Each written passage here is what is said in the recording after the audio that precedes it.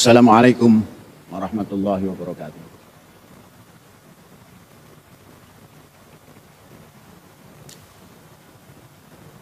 Bismillahirrahmanirrahim.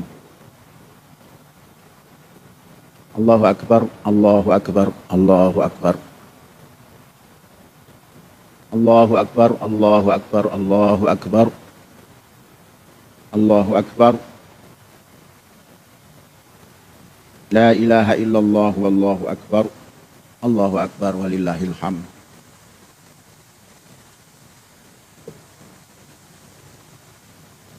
Asyhadu an la ilaha illallah wa asyhadu anna Muhammadan abduhu wa rasuluh. Alhamdulillahi rabbil alamin. Ar-Rahmanir Rahim. Maliki yaumiddin. Iyyaka na'budu wa iyyaka nasta'in. Ihdinas siratal mustaqim. Siratal ladzina an'amta 'alaihim ghairil maghdubi 'alaihim waladdallin.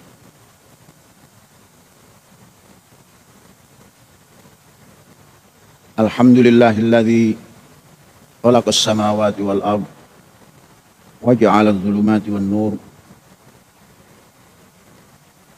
Alhamdulillahilladzi anzala ala abdihil kitab wa lam yaj'al lahu 'iwaja.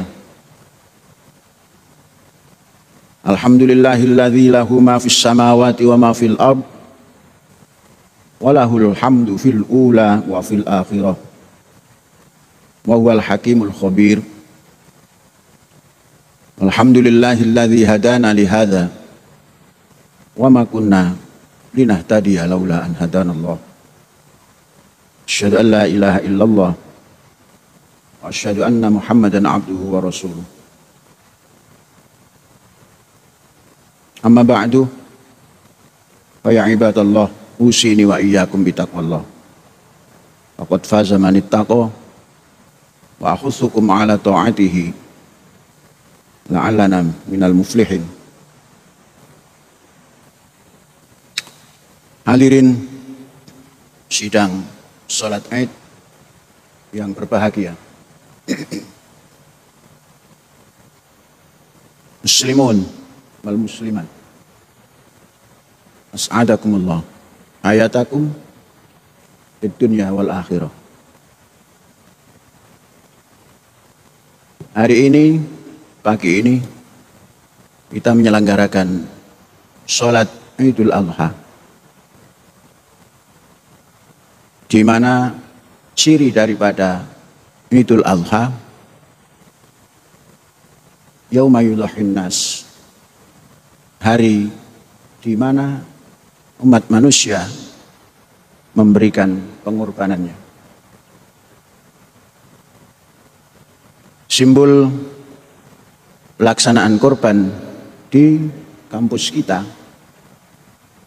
tercatat hari ini sapi 30 kepala, kurang lebih beratnya 18.920 kg. Kemudian kambing lebih daripada 30 kepala, beratnya sekitar 1.123 kg. Kemudian domba 205 kepala, bobotnya 5.799 kepala. Didistribusikan kepada para penerima, terdiri dari 5.434 orang. Dan pembagian daging korban kita sertakan 5 kg daripada beras. Saudara-saudara, ini hanya pengorbanan yang kecil yang bisa dinilai kilogram dan jumlah kepalanya. pengorbanan yang lebih jauh adalah usaha kita memahami ajaran agama kita agar kita mampu hidup dengan mengenali, memahami apa ajaran kita yang hakiki. Saudara-saudara, sebelum melangkah lebih jauh, Rasulullah Shallallahu Alaihi Wasallam di dalam Quran memberikan isyarat kepada kita mengenai keimanan yang kemudian nanti diimplementasikan dalam kehidupan yang lain-lain. Iman yang digambarkan oleh Rasulullah dalam Quran, iman yang harus dimiliki oleh setiap individu, baik yang kemudian menamakan Muslim dan yang lain-lainnya. Pesan iman yang disampaikan oleh Rasulullah Sallallahu Alaihi Wasallam di dalam Al-Quran, kita bacakan surat Al-Baqarah ayat 284. Amanar Rasul bima unzila ilaihi min rabbih wal mu'minun kullun amana billah wa malaikatihi wa kutubihi wa rusulih la nufarriqu baina ahadin mir rusulih wa qalu sami'na wa ata'na ghufranaka rabbana wa ilaikal masir. Rasulullah, saya mengutip terjemahan dari Al-Quran, penerbit Departemen Agama. Rasul Muhammad Sallallahu Alaihi Wasallam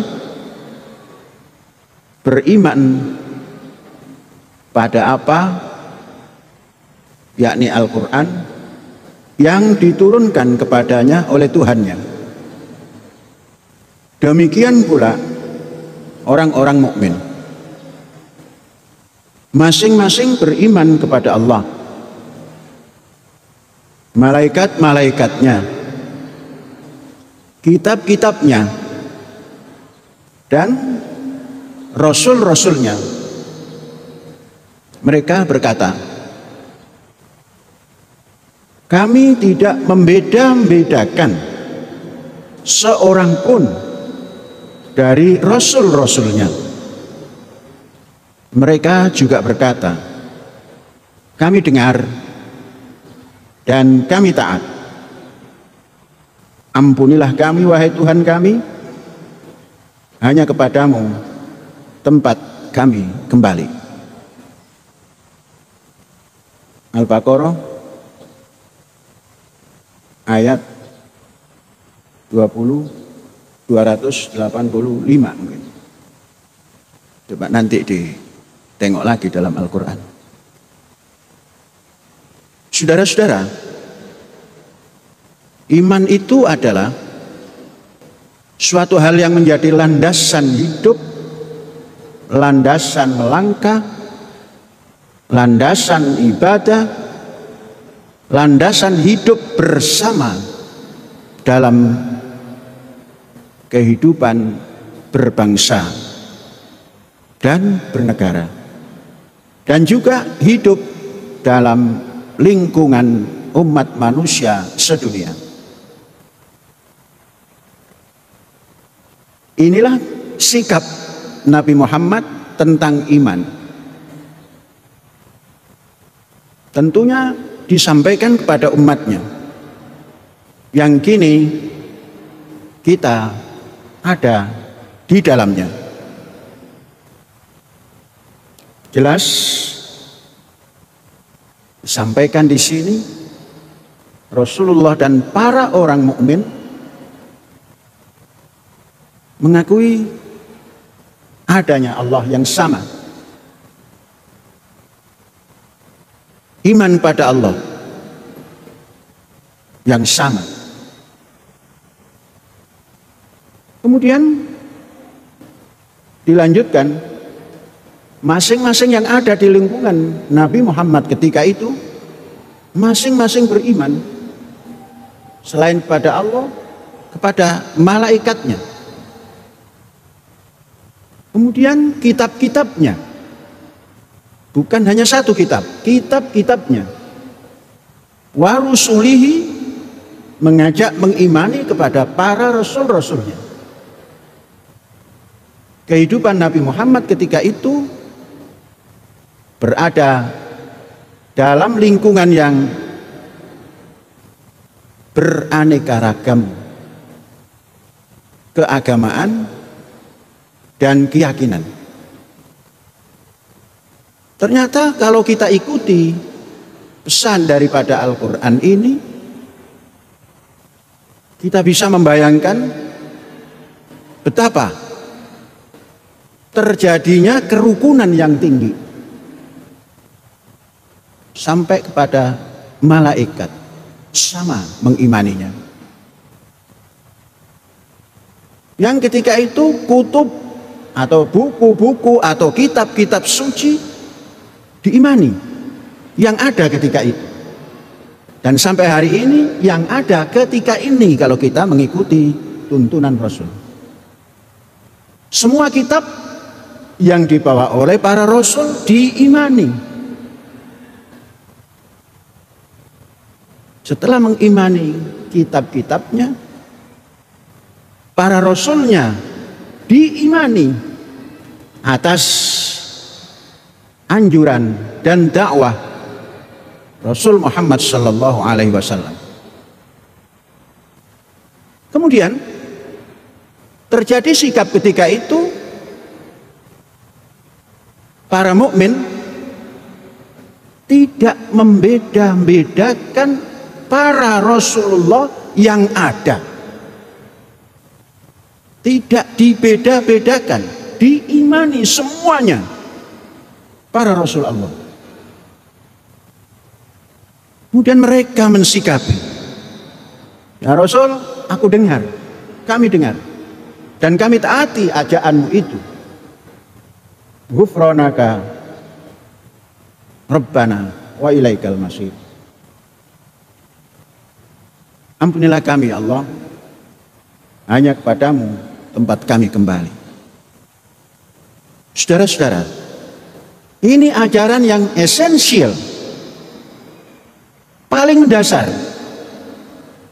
Beginilah ajaran yang dibawa oleh Rasulullah Sallallahu Alaihi Wasallam untuk umat manusia semuanya, termasuk kita yang muslim dan yang sebelum Nabi Muhammad.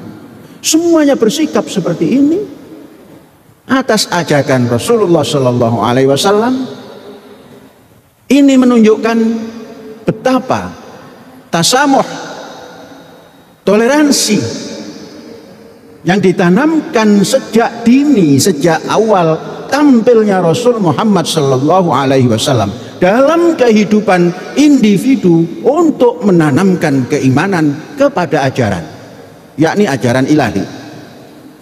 Saudara-saudara, pesan ini harus kita dalami. Jangan sampai kita mengaku sebagai seorang muslim, kemudian landasan dasar ini kita tidak pahami dengan semestinya. Saudara-saudara, memahami ayat ini sudah banyak fasilitas untuk bisa ditempuh oleh siapapun yang sudah bisa membaca dan menulis.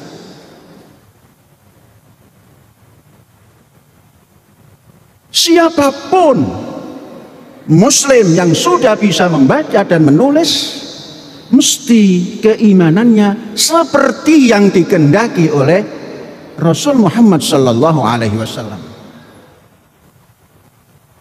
Disinilah negara kita tampil karena menghayati ayat ini dan menghayati bahwa Indonesia ini adalah Bhinneka Tunggal Ika. Segala macam bangsa ada, karena memang awalnya berbangsa-bangsa, disatukan, diikat dalam satu ikatan dasar yang ditanamkan dasar itu dalam teritori yang bernama Indonesia Raya. Dan dasar itu digali sejak sebelum dimerdekakan oleh bangsa Indonesia, yakni Hindia Belanda. Landasan dasarnya adalah masuk di dalam ayat yang kita bacakan tadi. Maka keluarlah untuk memaknai ini semua. Bangsa kita ternyata bangsa yang sangat memahami ajaran ilahi. Dikeluarkanlah dasar ketuhanan yang Maha Esa. Inti daripada segala macam kehidupan ini adalah mengenal diri bahwa kita ada Sang Pencipta. Maka bangsa Indonesia diajak kembali, apapun mereka, siapapun mereka, agama apapun mereka, duduklah dalam aras ketuhanan yang Maha Esa. Seperti yang dikehendaki oleh Rasulullah Sallallahu Alaihi Wasallam, diajak semuanya oleh Indonesia ini dengan dasar ini, agar cantumkan dirimu, cantelkan dirimu, wahai umat yang beragama, pada Tuhan yang Maha Esa. Saudara-saudara, betapa ayat ini mengilhami bangsa Indonesia. Kemudian untuk mewujudkan satu kehidupan yang boleh dan dapat dan bisa untuk bergabung bersama dalam ketuhanan yang Maha Esa ini, disesuaikan dengan ayat ini, maka keluarlah yang seperti itu adalah berbentuk kemanusiaan. Kemanusiaan itu wujudnya adalah mengimani adanya Tuhan yang Maha Esa. Maka tumbuhlah kemanusiaan yang adil dan beradab. Tidak adil kalau kita tidak mengimani Tuhan yang Maha Esa. Tidak beradab kalau tidak kita jalankan ajaran Tuhan yang Maha Esa. Keluar, itu yang namanya ketuhanan yang Maha Esa. Lanjut saudara-saudara, dari ayat ini juga yang nantinya akan bisa mempersatukan bangsa, maka dibuatlah dasar persatuan Indonesia dari ayat ini. Para Rasul, tentunya semua agama yang hidup di Indonesia punya